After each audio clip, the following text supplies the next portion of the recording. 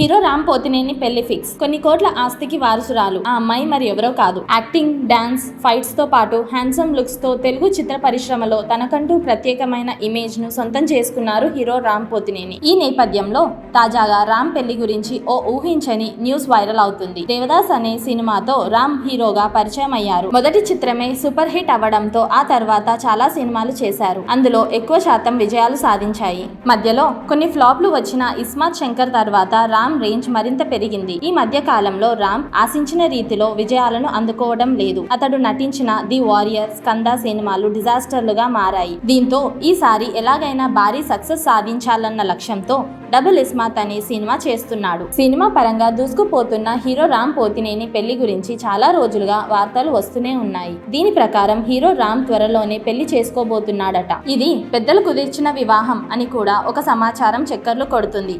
కానీ తాజా సమాచారం ప్రకారం అతడు హైదరాబాద్ లోని ఓ ఫేమస్ బిజినెస్ మ్యాన్ కూతుర్ని వివాహం చేసుకోబోతున్నాడట.